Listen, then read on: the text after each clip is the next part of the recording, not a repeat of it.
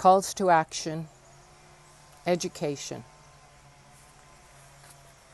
6.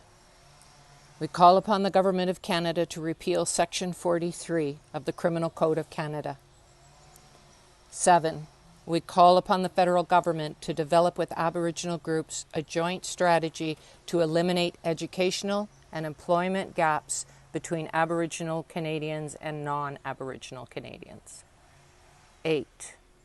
We call upon the federal government to eliminate the discrepancy in federal education funding for First Nations children being educated on reserves and those First Nations children being educated off reserves. 9.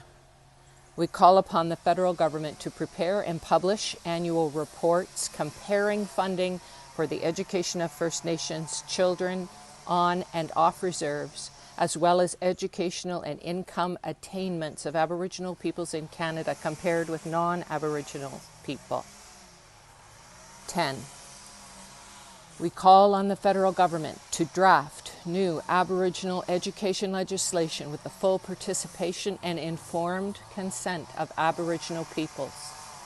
The new legislation would include a commitment to sufficient funding and would incorporate the following principles: providing sufficient funding to close identified educational achievement gaps within one generation, improving education attainment levels and success rates, developing culturally appropriate curricula, protecting the right to Aboriginal languages, including the teaching of Aboriginal languages as credit courses, enabling parental and community responsibility, control, and accountability, similar to what parents enjoy in the public school systems, enabling parents to fully participate in the education of the children, respecting and honoring treaty relationships.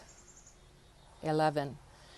We call upon the federal government to provide adequate funding to end the backlog of First Nation students seeking a post-secondary education.